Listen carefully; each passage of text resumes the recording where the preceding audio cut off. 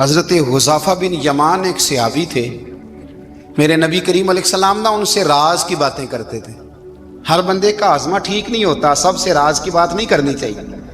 حضرت حذیفہ بن یمان کہتے ہیں حضور راز کی باتیں بتاتے۔ مدینہ منورہ میں جو منافقین تھے ان کی لسٹ بھی نبی پاک نے حضرت حذیفہ بن یمان کو دی تھی۔ جب کوئی مشکوک آدمی مر جاتا نا تو صحابہ کہتے ہیں ہم دیکھتے اگر حضرت حذیفہ نے جنازہ پڑھا ہے تو ہم بھی جنازہ پڑھ لیتے۔ نبی پاک نے بھی کچھ جنازے نہیں پڑھے، ترمذی میں ہے، فرمایا عثمان سے جو بغض رکھے اس کا جنازہ نہیں پڑھیں گے۔ حضرت حذیفہ بن یمان اگر جنازہ پڑھتے تو لوگ پڑھتے، وہ نہ پڑھتے تو لوگ جنازہ نہ پڑھتے۔ حضرت حذیفہ بن یمان کہتے ہیں جناب عمر فاروق کی خلافت کے آخری ایام تھے، کچھ دنوں کے بعد وہ شہید ہو گئے۔ فرماتے آدھی رات کا وقت تھا، میں گھر میں سویا تھا بڑا بے فکر، اچانک میرے دروازے پہ دستک ہوئی، میں گھبرا کے اٹھا، اتنی رات کو کون آیا؟ کہتے ہیں قربان جاؤں، دروازے پہ گیا تو امیر المومنین فاروق اعظم دروازے پہ۔ میں نے کہا عمر کوئی حکم تھا تو مجھے بلا لیتے۔ کہنے لگے میں نا امیر بن کے نہیں آیا، تیرا ویر بن کے آیا ہوں۔ امیر المومنین کی حیثیت سے سرکاری کام سے بلاتا تو وہاں بلاتا، مجھے ایک ذاتی کام پڑ گیا۔ کہتے ہیں میں نے عمر کو گھر کی اندر بلا کے چارپائی پہ بٹھایا، میں نے کہا حضور میں غریب آدمی، میں کیا آپ کے کام آ سکتا ہوں؟ تو کہتے ہیں انہوں نے نا مجھے ساتھ بٹھا لیا، پھر میرا ہاتھ پکڑ لیا، کہنے لگے تو عمر کو جانتا ہے؟ عمر جھوٹ نہیں بولتا۔ تو جانتا ہے؟ عمر وعدوں کا پکا ہے۔ کہا حضور جانتا ہوں۔ کہا میں اس وقت آیا ہوں جب دیکھ بھی کوئی نہیں رہا۔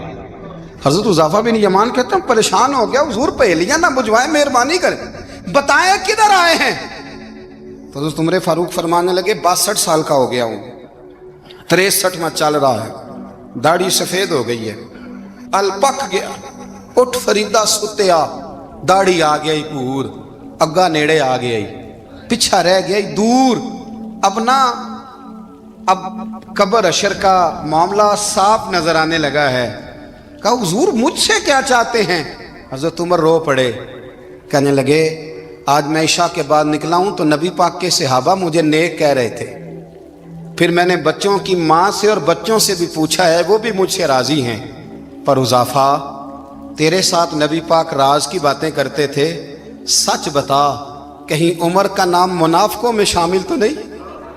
سچ بتا ان منافقین میں تو شامل نہیں، کہیں اوپر سے تو نہیں سارا کچھ؟ حضرت حذیفہ بن یمان کہتے ہیں میں باپ کے مرنے پہ اتنا نہیں رویا جتنا عمر کے سوال پہ رویا۔ میں قدموں میں بیٹھ گیا، میں نے کہا نہیں عمر یہ تو میں نے نہیں سنا، لیکن یہ میں نے نبی پاک سے ضرور سنا ہے کہ میرے بعد اگر کوئی نبی ہوتا تو عمر ابن خطاب ہوتا۔ یہ میں نے اپنے کانوں سے سنا ہے کہ عمر جس گلی سے گزرے شیطان رستہ بدل جاتا ہے۔